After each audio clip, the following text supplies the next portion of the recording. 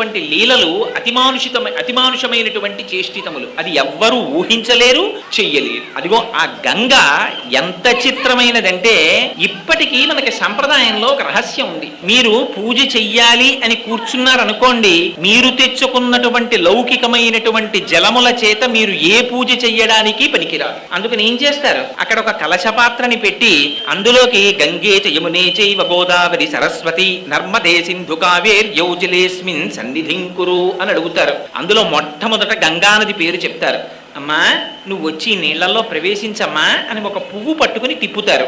దాని మీద చేతిని ఆచ్ఛాదిస్తారు. ఆ తర్వాత ఆ నీటిని తీసి ఏదో ఉమామహేశ్వర పూజార్థం దురితక్షయకారకాః కలశోదకేన దేవం ఆత్మానం పూజాద్రవ్యాణి చ సంప్రోక్ష్య అని ఆ నీళ్లు జల్లితే అప్పుడు పూజార్హత కలుగుతుంది. అంతటి శక్తివంతమైనటువంటి గంగానదిని మీరు తెచ్చుకున్న లౌకిక జలములలోకి ఆవాహన చేస్తే